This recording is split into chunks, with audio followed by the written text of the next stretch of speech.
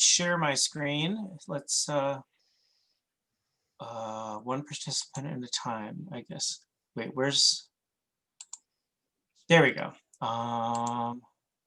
Okay, do you all see my PowerPoint slide? Oh, I haven't hit the share button yet. Now do you all see my PowerPoint slide? Yes. Yes. Okay, great. All right, thanks everyone, welcome. First of all, I'm very excited to share the stage, as it were, with Gina Riley from the School of Education. Gina, in addition to being chair of the Senate Committee on Academic Assessment and Evaluation, I always have to think about what the E stands for. And Shiao-Chuan, of course, from the Center for Online Learning, who has led so many, or co-led so many incredible trainings since we went online in March. So welcome everybody, very excited to be here. Now, hopefully this will continue to work. There we go.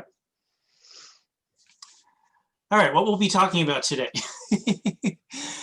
Well, obviously there are some difficulties presented by the emergency shift to online instruction. In addition, there are some opportunities presented by the online instructional mode. We're all going to share, both the presenters and you guys, I hope, some specific thoughts and examples about assessing student learning online, and some specific tools for assessing student learning online. And let's hold off on the what else you got, because we can come back to that later on. But that's a sort of a brief outline of what we're going to be doing today. So we know it's hard, but we still need to assess. Here's a cute baby. One thing that I did this year, partially thanks to the emergency shift online, was I learned how to make memes. That's a meme. Okay, you know, the usual reasons people tell you we need to assess, well, because Middle States says we have to assess, because CUNY says we still have to assess. But no, I mean, the reason we're still assessing even now is we care whether our students are learning. And the fact that you're all here when you could be doing any number of other things that don't involve close contact with other human beings, you know, that's a testament to how committed we are to our students' learning. Okay, we know what's hard about online teaching. I put together this probably partial list, you know, uncompensated labor. There's both related to the shift to online or teaching hybrid courses, and because of budget cuts, some of us have more tasks that we're responsible for than otherwise. I know we've all lost, all of our departments have lost people, including mine. I'm very sad to say my college assistant, Ryan McNeil, is no longer my college assistant, although he is still Ryan McNeil. The unfamiliar terrain, cabin fever, you know, we're stuck at home, sense of distance from our students and our colleagues, alienation from the product of our labor, if I can get Marxian on you. Anxiety and depression. There's been a lot about anxiety and depression, both among students and faculty and staff during COVID. Worries about COVID, worries that we'll get sick, worries that our kids will get sick, worries that our parents will get sick. Those of us who are teaching have seen students dealing with any number of these stressors too, and that's hard too. You know, we want to be there for our students, but most of us who are involved in teaching have higher than typical levels of empathy, and it's hard. You know, it's hard to see other people suffering. And more structurally with the class, it's hard in the new format to fit in everything you usually teach. What are some other things that have caused hardship for you during the shift to online? Anyone want to jump in here? Well, you mentioned that the students are having a lot of issues and difficulties, and that of course causes a lot of them to miss deadlines and fall behind. And it's very hard to be able to help them catch up, and it throws the whole schedule off. And since Right. we're not in class talking, everything is like certain things are due at certain times. The next piece builds on that. When everybody falls behind, the structure falls apart. Right, and that's the flip side. There's been so much important talk about the need for flexibility and compassion during this time, but at the same time, it's hard. It's hard to do everything you want to do while remaining flexible and compassionate. Good. And any other thoughts? I mean, there'll be times as we go to add more items here. Does anyone else have anything in particular you'd like to add here? I think Paul and I were talking before about the sense of time and our sense of structure God, yes. being gone, right? And that makes it hard in all the ways. Everyone's working harder, as Madeline said, and there's no like going to work and coming home from work and those transitional periods. So it feels like we're either working all the time or doing something all the time, and it just cycles. Yes, I read somewhere early on in this thing that we're not working from home, we're living at work. And I think that is such a wise thought. And I think it's true, as you suggest, for time as well as space. Oh, I've got this thing I can finish up, so what if it's 9 o'clock in the evening? You have to really make sure to carve out that time for yourself and for your families, and self-care is more important than ever. But all right, I should keep things moving. I think you're gonna like some of my memes. I'm gonna go through them very quickly. There are some good points to the online work too.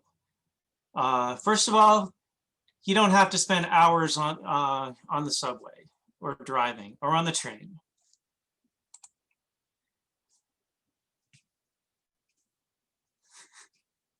I don't know if anyone else wants to admit that they've worn pajama pants underneath their below their dress shirt. I'm currently wearing jeans, just in case anyone was worried. But dressing is a little more flexible than it used to be. So that's a good point for many of us. And we get to see people's cute pets and cute kids. I mean, come on, who doesn't love that? So those are some other good points about the online teaching. Okay, enough of that. Back to the serious stuff. Okay, lots of things about assessment haven't changed. We still teach. We still want our students to learn. We still call the stuff we want our students to learn learning outcomes. Or we don't call them that. We call them learning objectives, or we just call them stuff we want our students to learn. It doesn't really matter what you call them. Everyone who teaches has stuff they want their students to learn, regardless of what they would call them. We still expose our students to a wide variety of types of information using a wide variety of means, including reading and lectures, but any other number of things. We still give our students to demonstrate to us what they've learned. We call them quizzes and tests and papers and labs and everything else I didn't mention here on that list. So in most ways that matter for assessment, nothing really important has changed. So what has changed? If anything, it's easier to collect pieces of student work. They call them artifacts a lot of the time, especially in the education world. That word freaks some people out, unless you're in the field of archaeology. But student artifacts would be papers, tests, videos, whatever you've asked them to create for the class to show that they've learned what you learned. You can now collect them. And for example, for a program learning outcomes assessment, you can now, it's now a given that if you ask a faculty member to give you examples of some papers, they don't even have to collect them electronically from the students. They've already done that. There are a whole range of other types of student artifacts that we hadn't necessarily had before. For those of you who haven't used Blackboard chat or other features yet, those are student artifacts, what they write in the chat window, and their participation in that shows how much they've known in other ways. There's all kinds of other metadata, we can use not just for assessing learning outcomes, but for teaching, for evaluating how successful the teaching mode is. Like, you present you have a video posted on Blackboard, and you say everyone has to read this by class, everyone has to view it by class. Well, you can go into Blackboard and see how many of your students have or have not viewed the video before class, which gives you so that helps you with your teaching, even if it doesn't help you with assessment.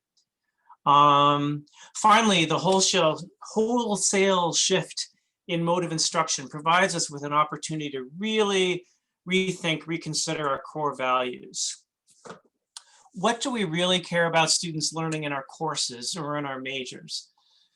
I would say, and I have said, the emergency shift to online instruction has provided us with a better opportunity than we've ever seen since you were first required to come up with course learning outcomes and program learning outcomes, to really rethink what is the most important, or as I say in this beautiful meme, what is expendable ballast and what is our most precious cargo. And I know we've talked about this before in other groups. I think one of the things that nearly everybody who was teaching in the spring found they had to do was, looking at the syllabus, they had to say, oh my God, I got to drop this reading. I got to drop this topic. I have to drop this test. Well, presumably the ones that you dropped were the ones that you determined were expendable. So this is an important thing to think about when you're thinking about your course learning outcomes and your program learning outcomes. If there's something that you dropped, it means that at the time, at least, you thought it was expendable. And the stuff that you kept, it means at least at the time you thought it was your most precious cargo. So these are things to think about as you continue. Everyone changes their course at least a little bit every time they do it. And for the program learning outcomes, if there's something that's getting dropped in every course, it's probably not important enough to keep as a program learning outcome. So I can't see the chat from this mode. Are there questions coming up in chat? No, just clever comment. Okay, Yes, oh, clever, good. All right, in that case, I can put this slide back up at the end, but it's time for me to turn things over to Gina Riley. Well, actually, do you want to take questions or comments or discussion now, or once we've all had a chance to go? Either one is fine with me. All right, why don't I turn things over to Gina now then? I will see if I can figure out how to end my screen sharing. There, that was easy. Oh, so many more people came in. Thanks for coming. Great to see everybody. I love the comments that are happening on chat. Okay, I got to look at the comments. So, I think I'm here just to talk about assessment from a faculty perspective, and then also to shift, right, our thinking in terms of assessment. So I teach teachers, and what I always tell teachers is that assessment should be holistic. So we should be looking at the whole person, especially during COVID-19. Assessment should be a measurement of strengths and weaknesses. And, the strengths are something we can build upon as faculty, and the weaknesses are something that we can talk about and grow so that our students improve in their learning. And so whenever I think of assessment, I don't think of some big, scary thing. I think it's just like a holistic assessment of strengths and weaknesses, and we can rethink assessment in ways that work for us.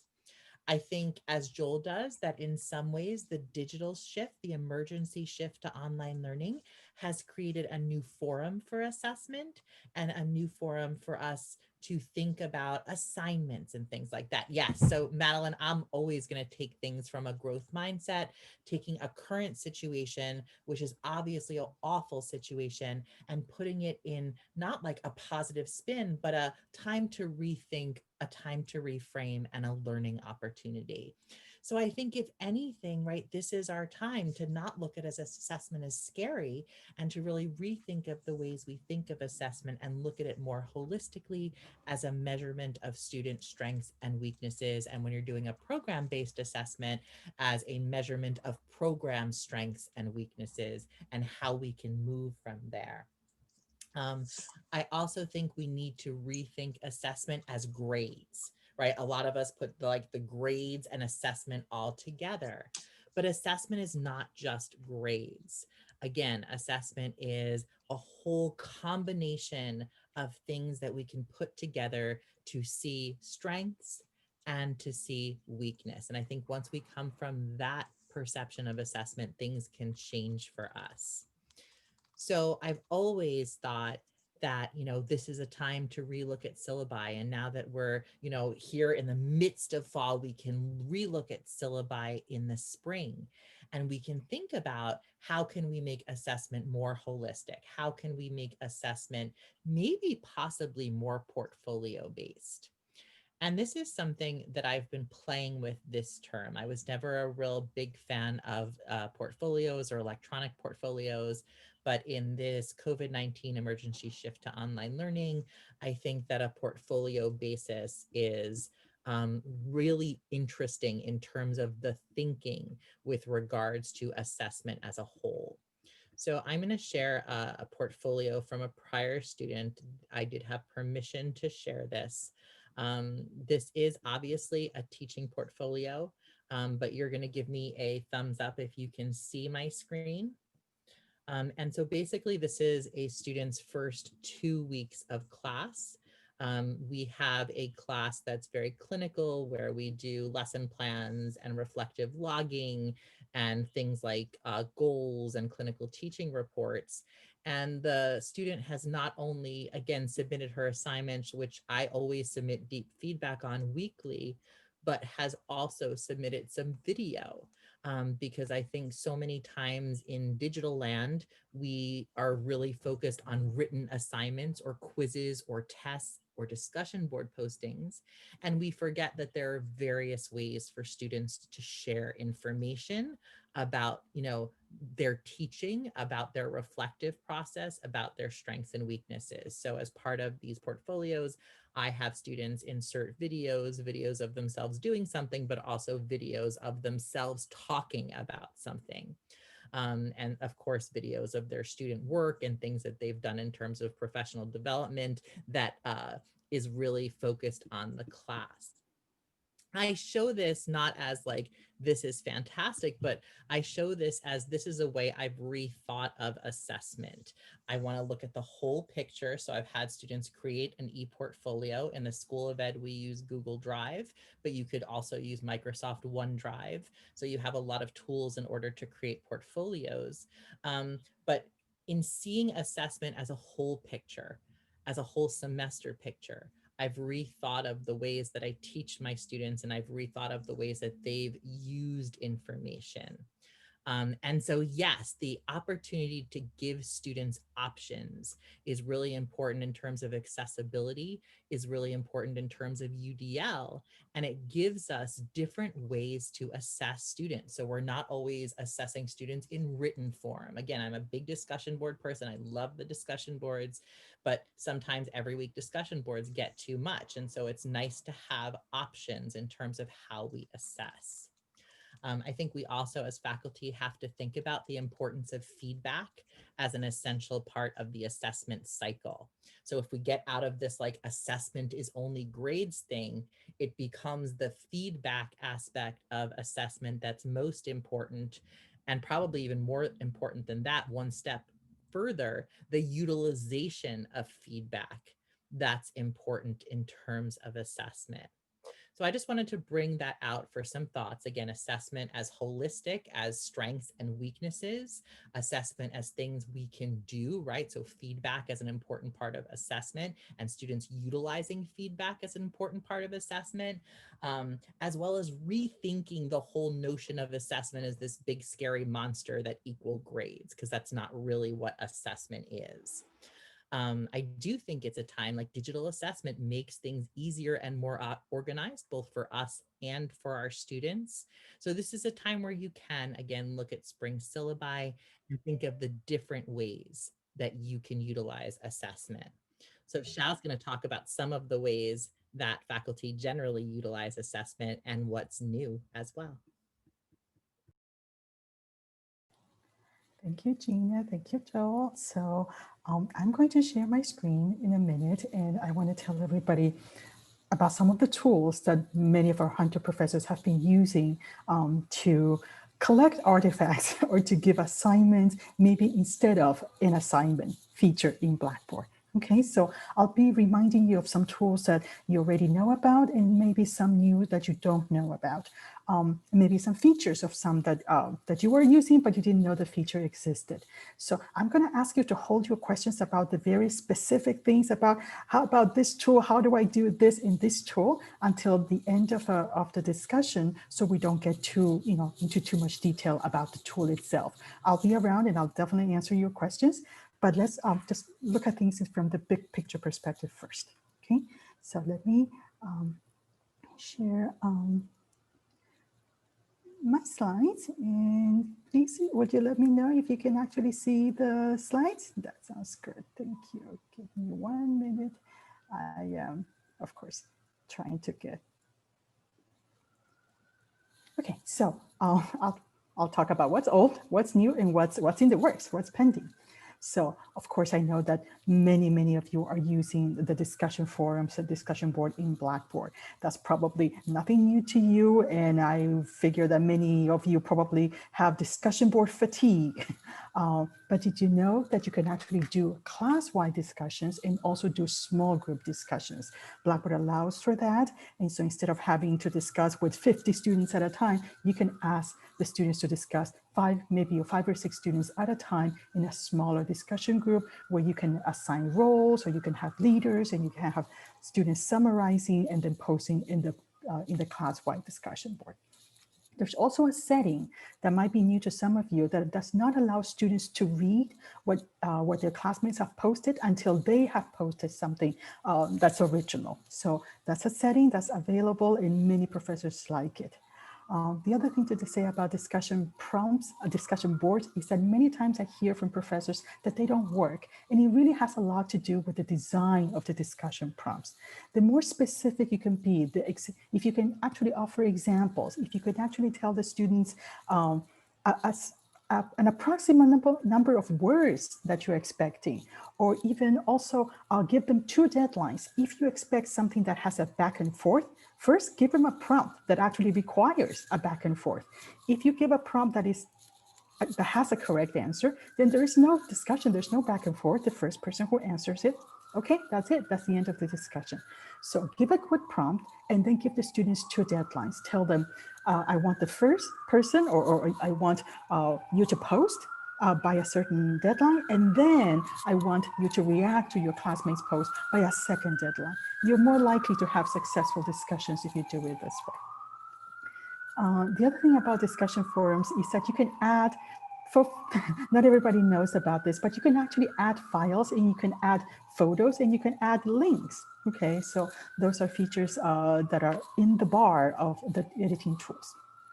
Okay, so then the second tool I want to talk about are BB quizzes. Okay, so BB quizzes, BB tests, again, many professors use them. Many professors use them as something that is higher stake, something that counts. And then some professors use it as something that is just a self type of assessment, right? You can give the students multiple attempts. You can give the students an unlimited number of attempts. So maybe you want to give them a quiz that you want them to get 100% and say, tell them, take it as many times as you need. I want you to get 100%. Or I'm going to give you 3 choices, and I will take the highest grade, or I will take the last attempt that you made. Okay, or because I want to make sure that you read and you're prepared for class, I will make the test available before class, but then I will close it right before class. So it's up to you. It's a diligence task, a diligence quiz, and you have to complete it before you come to class. There's also a timer, okay, in the settings, and so you can specify how long you want students to be taking that test. And then there's also a setting that allows students to that allow you to allocate more time if you have a student that has an accommodation. Okay, and so again, the BB quiz, the settings, the options are very complicated, and we're happy to just go through it with you so that you make the best decisions possible. There's also a way to draw questions randomly from a pool of questions. So you can imagine if you have, if you're teaching, sciencey, STEMmy things with fields with correct answers, and you don't want students to be getting the same question, you could actually, of course, you have to spend a little time, but you could build questions pools and then quizzes that draw from the pools randomly. So for example, for one topic, say you have 5 questions on this topic, and then you get Blackboard to randomly select 2 questions from that pool. And then another topic, 3 questions from a pool of 10. And so that quiz, basically, every time a student opens it, it's a different quiz, right? Because they are getting different questions, even though they come from the same pools of questions. Okay, and so the last thing I want to say about quizzes, and again, it's part of the settings, is that you can display scores at different times. So many times professors say, I don't want my students to see their scores until we discuss them in class or until everybody has completed the quiz. Okay, so you can do that. There are basically 2 time settings. So you can say, right after they submit, I want to show certain things, or I don't want to show anything. And then there's a second deadline, and then that's when you can say, okay, then at that point, I want to show you the correct answers, the answers that you submitted, the ones you got right, and the ones that you got wrong. Okay, again, these are all part of the settings already. So this is a tool that we already have, but I don't think everybody knows about all the different settings that you can play with. Another tool that's also, again, in Blackboard is the journal tool. And it is already there, and I think that very few professors use it, but it works like a diary. They're private posts between a student and an instructor. And the way that you can use it is you can actually create just one journal and have the students use it throughout the entire semester. You create it once, they always go to the same spot and then keep on posting. And for them, it's almost like a diary because nobody else in the class, but you will see it and you can provide feedback, but they always come to the same place, the same link to post and post and post. And then their post will go down, after they post the newer ones. The new ones want to stay on top and the old ones get pushed down to the bottom. And so you can actually use it in 2 different ways. You can just create one for the whole semester, or you can create a different journal for every assignment. So something to think about, it's going back to Gina's idea of creating a portfolio or an artifact that collects work for the whole semester. The journal might be something to consider because it is a place, it's one unique link, a place to just collect stuff. Another tool that I wanted to tell you about is VoiceThread. You probably heard us talk about it a lot. It's actually a tool that is nice for presentations and for discussions. And what's really nice about it is that you can add not just text, but also audio and video responses. And so in this time of, of social distancing where we can't hear, we can't see each other as much, adding a voice and adding a video can be just warming and just more connecting, right? So I would encourage you to try VoiceThread. The other thing about VoiceThread that I guess a lot of professors are not thinking about it is that with something called comment moderation, it actually means that students don't see each other's. It's almost like the discussion forum in Blackboard, where you can make it so that students cannot see each other's posts until you decide to make it available to them. Okay, and so actually, if you use comment moderation, then you can use VoiceThread as an assessment tool because, say, for example, you can ask a question and ask the students to respond and not show it to each other. And then you will be the only person who looks at it and gives a grade. Okay, and the nice thing about VoiceThread is that we do have a site license and it is connected to Blackboard and the Grade Center. Okay, so this is what's old. Here's what's new, fairly new.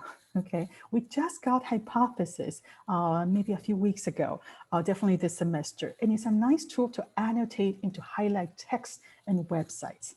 And so basically you assign a reading and then you can put prompts and the students annotate. And so they can highlight the text or they can put comments and they appear on the right-hand side of the screen.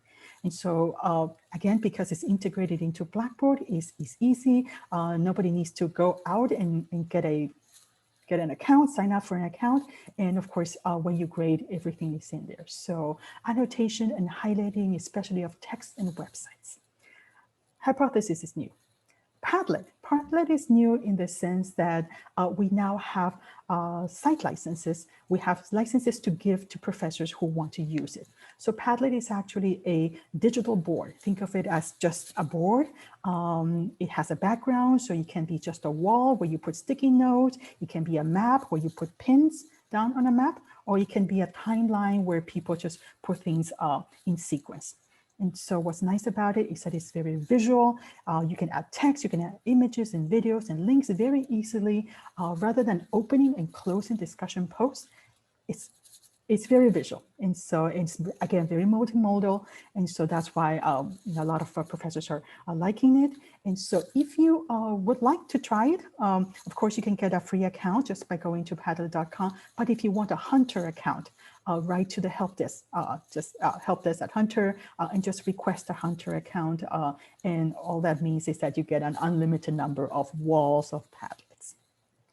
Padlet is great for assembling, collecting resources and sharing, but of course you can also make it into a portfolio where the student itself, right, him or her will just have to have their own Padlet and collect all the artifacts. So what you saw, Gina displayed just a few minutes earlier, that could have been done in a Padlet as well, right? Because every little tile or every little sticky note could have been something that one of the artifacts that the students put together.